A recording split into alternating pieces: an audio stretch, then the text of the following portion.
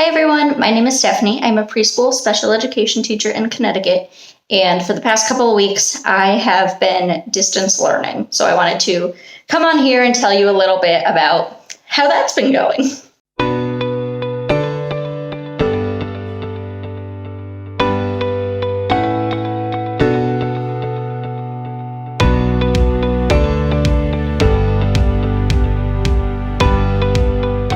So, like I said, I've been distance learning for a little bit. And kind of before I get into that, I want to tell you a little bit about the way my school is set up. So I teach preschool, but it's in a public elementary school. So most of the preschool staff only interacts with preschool, like only teaches or works directly with preschool students, but we're still within the larger elementary school.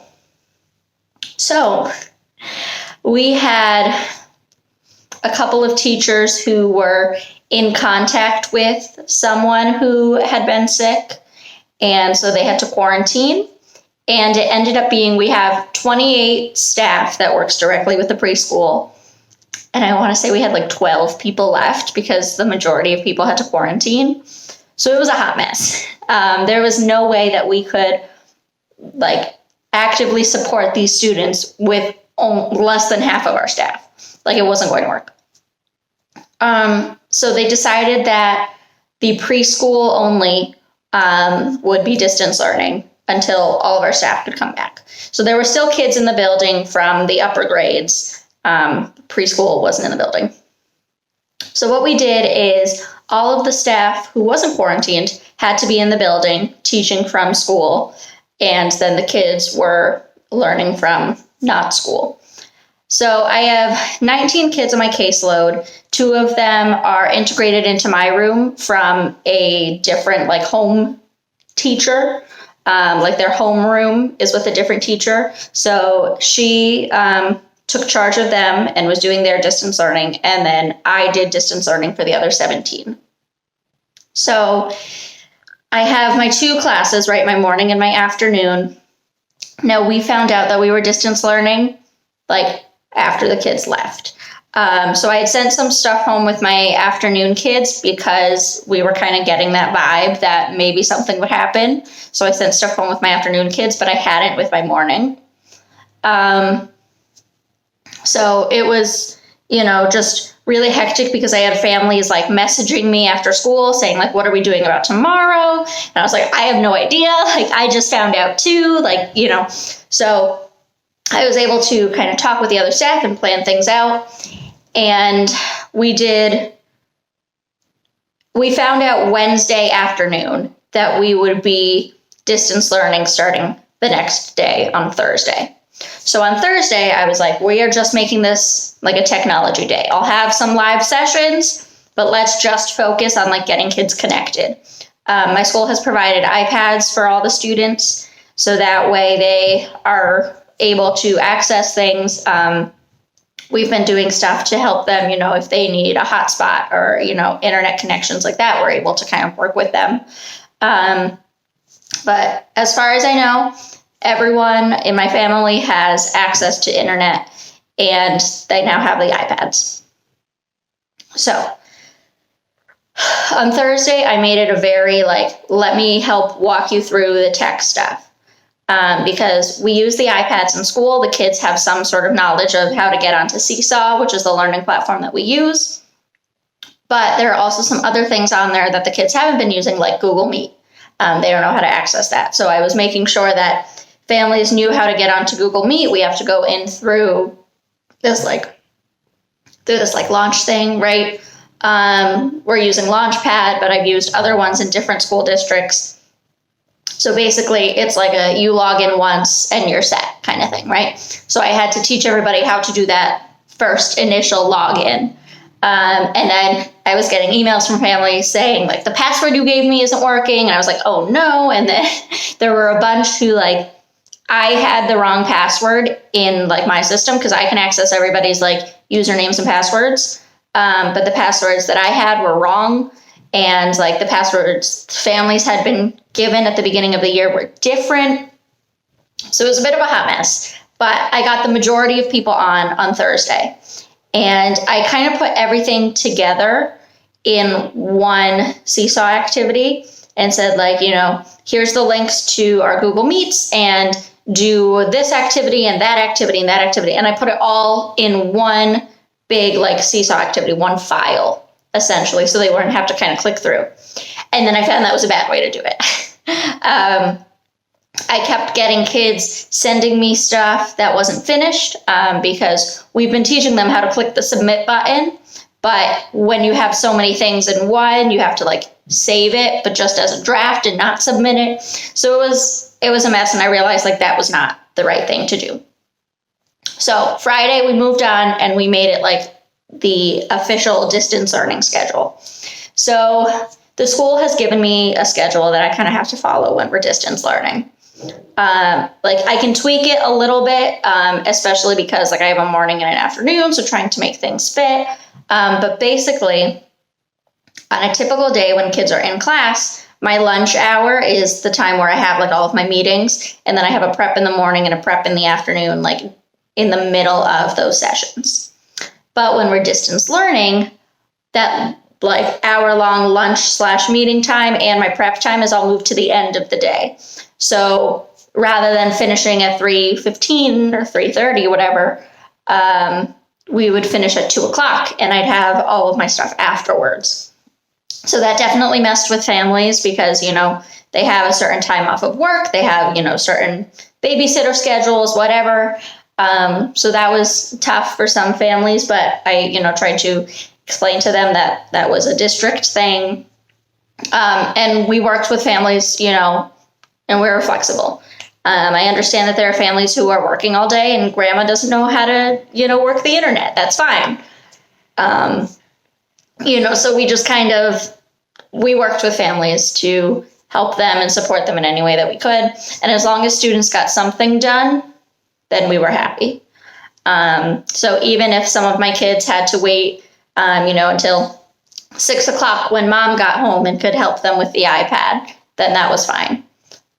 We try to be very flexible because we know this isn't something that the families chose. We have some students in our district who chose to do distance learning, but this was out of necessity.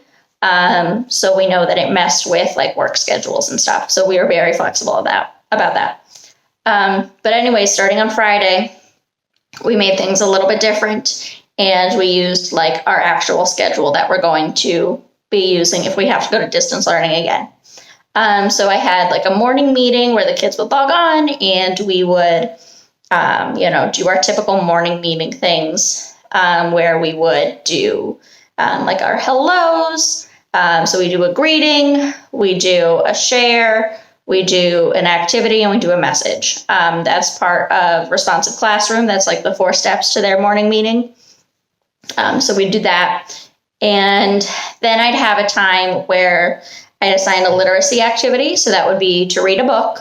And the kids all have access to Epic, which has a ton of free books, and I highly recommend checking it out. So a lot of the kids chose to read books on Epic, or if they have a book at home that they want to read, they could do that. So they had to read a book, and then they had to do one of the literacy activities. And I gave them 3 options every day for literacy activities, and they only had to do one. And rather than putting everything in one file, I broke things up on Seesaw. So that way there was one activity for our literacy block and then one activity for our next block, which I'll talk about in a bit. But so there was one file that was literacy activities. And on the front, it said, read one book and do one activity. And that was during our literacy block. And then it looked kind of like a notebook. So then if you flipped open the tab, it would bring you to a literacy activity and you had 3 different choices. So it was usually something to do with our letter of the week, and then something to do with like writing their name or, doing, reading a story and then answering questions about the story. I tried to like jazz it up a little bit so they had a couple different options to choose from. And then the next block of our day was a choice learning time. And so in my class, I call it choice learning. A lot of people call it centers or stations, but I refer to it as choice learning. And we talk about how they have a choice where they start, which center they go to first. There are, definitely centers that are a have to, but you always get to choose where you start. That's just kind of how I run things. Anyways, so we had a choice learning block, and this was either another activity on Seesaw, where again, I gave them 3 options. This time they had to choose 2. They had to choose 2 choice learning activities out of the 3 options, or they were in a small group for the day. So it was one or the other. Either you had the centers to choose from, or you did a small group with a teacher. And I was lucky enough that we were able to get myself and one of my paras on, so we could split up the small group. So we only ever had like 2 kids working with me and 2 kids working with her. We tried to keep it very small. So it was a little bit more manageable. It's a lot harder to manage kids on the computer, I think, than in person. If I'm reading a book to a group of 4 kids and asking them questions about it, like in person, that's a lot easier. But we decided to split it up well online, which I think worked out beautifully. But again, we'd have 3 choices for their choice learning time. And this would be usually a math activity, another sort of literacy-based activity, and a social studies or science activity. And that's kind of how we broke it up. So, for example, on Friday, one of our choice activities was making a map, because we had been learning about going camping, and we had made a map to go on our bear hunt when we went camping. So one of the activities was to make a map, and they had to make it on Seesaw and then tell me where their map took them. So I had a couple different pictures they could use. They used the drawing tools and any other shape tools that they wanted. And then they had to say, like, oh, my map takes me from my house to Walmart, to school, and then to the fire station, or whatever it was. And they had to tell me that. I always gave the option for them to explain to me their work using the microphone button, which they really liked to do. And I could often hear families kind of prompting the kids when working, which gave me a better understanding also of how the families are supporting their students, which was really cool for me to see, because I don't get to see those interactions, when we're in school. I don't get to see the interactions with their families. But anyways, they had those choices, and then there was also small groups. For small groups, I split them up into sort of 2 categories: my kids who were going to focus on letters during small group, and my kids who were going to focus on stories during small group. So we did cover, some of the same things, like some of our fine motor skills everybody would do, a quick overview of letters everybody would do, but my letter kids got a little bit more instruction on how to write the letter, and focusing on the names of the letters, because that's something that they need to grow in. And then I focused on some kids who needed to grow in their answering of questions based on a story. So we kind of split it up that way. So one day it would be my letter kids, one day it would be my story kids, and we'd split them up and do some small groups. I found a couple of stories that were like level F, like super easy for these kids to understand. And I asked questions like who, what, and where, because those are the questions that are, age appropriate, that we should be working on, that they should be able to answer. I have a couple students who fit into one category over the other based on their IEP goals. So I have some who have IEP goals about letters, some who have IEP goals about stories. So that kind of dictated which category they went into. And then on Friday, I didn't have small group set up. I had it set up as individual time.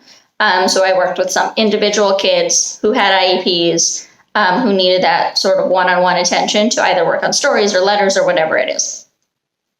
So that was that. And then we came back on Monday, and we started off, our new unit. We were talking about Thanksgiving this week. And we talked about what it means to be thankful. We talked about how we had done a unit previously on fall holidays. And so we talked about how this was another fall holiday that some people celebrate. And I approached it the same way I am approaching any other holiday in my classroom, where we talk about how this is a thing that some people do what is a common tradition, and then trying to find things that are the same and different between this holiday and other holidays. So, for example, some of the fall holidays that we talked about previously, one of the big parts of the celebration is having a feast. So we learned that vocab word feast, and we compared that to Thanksgiving, where that is another special celebration that people have. A lot of times people will have a feast. And so we kind of talked about that. Anyways, so that was our thing for this week. So we had Monday was a normal day, Tuesday was a normal day, and then Wednesday was a half day. So only my morning kids met. My afternoon kids did not. And then we had an early dismissal on Wednesday, and then Thursday and Friday off for the holiday. So it was definitely tricky to kind of figure things out and do things in a way where I could be supporting families and really helping them to like use the tools that I was giving them to help support their kids. So I have to say, I was very proud of everyone. They did a great job. It was definitely tricky. I had a couple kids who didn't log on much, but I did get to see everyone like at least once. Everyone did submit something at least once, so that was good. But yeah, so that's kind of the distance learning piece of things. But like I said, I was in the classroom with my para, so I'll tell you a little bit about that too.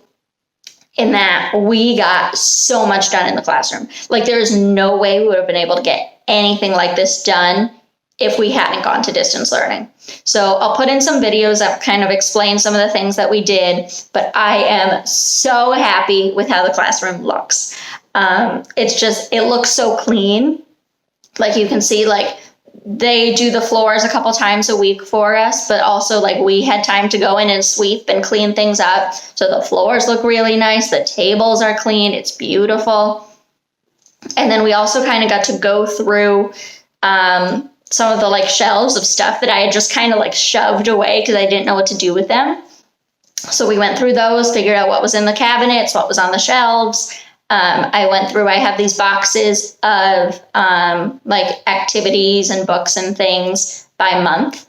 So I like took out the December bin and started to go through some of the stuff I have for December. We put away the November stuff. So that was nice to be able to kind of prep some things. We prepped a whole lot of activities. We are doing nocturnal animals this week, starting on Monday. The following week, we'll do gingerbread.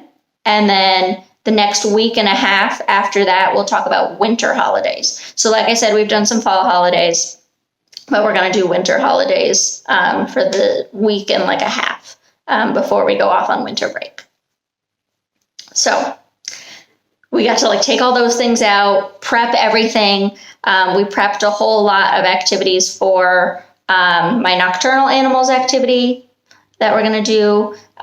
We prepped stuff for our winter holidays, and I'm just super excited. I think that like getting to actually have time to prep things and like look over what we're doing makes me excited for like what's coming up.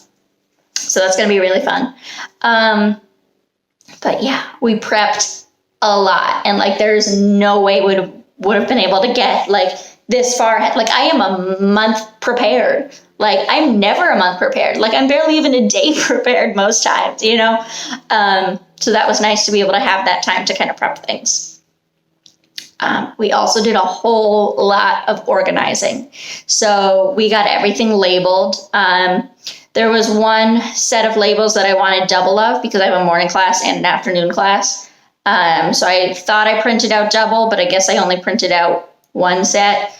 So I need to print out another set so we can label the afternoon things. But we labeled all of the bins so kids know where to put their toys away. They know which bucket to put it back in, which is awesome. And then we also labeled the dramatic play area, which I'm really excited about because now they have things that they can put away nicely. That darn pizza game. Like I love that pizza game. It's super fun. The kids love it. But the pieces always get everywhere. So we finally have a nice bin that is labeled. It's like all the pizza pieces have to go in this box when you're done. So I think that's going to make things a lot cleaner. We also had the Dramatic Play Center all set up beautifully. I had posted on Instagram, so some of you may know that my para has been out for a while because she was in contact with someone who was sick, so she had to quarantine. But during this time, she was like, how can I help you? Like, what can I be doing? And so I said, I really want to do a fun dramatic play center. Like, can you make something? So she made this beautiful little campfire and some little s'mores things. And it's just so cute. And I'm so excited for the kids to come in. And then she found this really nice gingerbread tablecloth that we put up. So that's on the table now. And she found like some cups for, so they can pretend they're having hot cocoa. And she found some pine cones and like all these things. So I'm so super excited. So we're going to keep that for the next probably like week or two to see. We've kind of been showing the kids a sneak peek while we've been on like live sessions. So I'm really excited to see what the kids think when they come back. We also have some owls in the background, and we're going to be talking about nocturnal animals next week, so that'll kind of tie into that too. So I'm so excited for that. And then I'm really excited because our next dramatic play center after that is going to be a present wrapping station. So I've been collecting like wrapping paper and gift bags and gift boxes, like little name tags, stickers, like all these things, so that way the kids can, pretend they're wrapping presents, which is going to be super fun. I need to get tape. That's a thing. I need to remember to get some tape to put in there. But I think that's going to be so much fun. I was talking to one of the other teachers, and that's something that she's done in the past and she really loves. So I'm excited to try that. But yeah, we got so much done. And I am so happy with everything that we've got done because it looks so nice. We're prepared now. We have like activities set up. I always try and do some process activities where the kids just have time to explore. There's not like an end goal in mind. They're just kind of exploring activities and exploring materials. But then I also like to have some sort of product activity where the kids have something to take home that's like more like cutesy, like craft kind of thing. I try and do a balance of both. So that way they have some process activities, but also some product activities that, they can take home and that are a little bit more recognizable. So we came up with a balance of those two kinds of activities. And we have like examples for the product activities that the kids can look at. And then I also found a whole bunch of games that were just kind of shoved in the shelf that we're going to be using. So I'm just so excited. Like, yes, I missed having the kids in person. Like, yes, it was tricky for families to manage, but hopefully it's done now. The kids are supposed to come back on Monday. I don't know what's going to happen in the future. We're probably going to end up distance learning again. Who knows? But for now, I'm happy that the room is beautiful and set up. I can't wait for it to get, super messy again once the kids come back. But yeah, everything turned out really nice. I'm super happy about it. I am very excited to see the kids' reactions when they come in. Like, things are decorated. I'm not decorating for Christmas because not all of my kids celebrate Christmas. This is a public school system. I have talked to families that I, asked if they were comfortable sharing with me what holidays they celebrate. So I try and make sure that we acknowledge each of the holidays that my family celebrate. So I'm not decorating for Christmas. I've been seeing a lot, within my own school and like online, people putting up Christmas trees and, little holiday decorations, but they're all very Christmas focused. And like, I can make a whole nother video about this. But I am focusing on some like non-denominational, like non-religious things that kids can do. So we are talking about some religious holidays as part of our winter holiday study, just like we did when we did our fall holiday study. And so we will have, some things that relate to Christmas, some things that relate to Kwanzaa. I have an activity for Hanukkah. I have an activity for Las Posadas, St. Lucia's Day. Like, I have activities for lots of different things that we're going to do, books that we're going to read or little crafty things that we're going to do. but I will only put up, decorations and stuff related to one holiday if I'm also able to put up decorations for other holidays. I don't want it to just be one holiday. So like, for example, during our fall holiday study, we studied like 4 different holidays, I think, that week. And so we put up decorations for each of the 4 holidays rather than just focusing on one. So I want to do the same sort of thing with that. So we did decorate, but more in like a wintry kind of thing where we have gingerbread and like hot cocoa and snowflakes and those sort of things up. So it looks so cute, and I'm so excited to share it with you. I'll definitely, have been putting pictures and videos in here, but there's also a bunch on my Instagram. I'll leave links down below, but if you go to @TeachTheLove, you can see all those pictures. Super excited about it. I can't wait to see the kids on Monday and give them lots of air hugs. It's sad that I won't actually be able to give them hugs and be able to do a lot of stuff that we would normally do. But I am super excited that we actually get to be in the same room again. But yeah, we got a lot done. We had some difficulty, but we worked through it. And hopefully I'll get to see everybody again soon. And we'll, just continue to try and keep everybody safe, keep everybody healthy. I hope that you are doing well, that if you were celebrating this weekend, you had fun, but also were doing so responsibly. And I hope that everybody's safe and healthy, and I'll see you in the next video. Bye.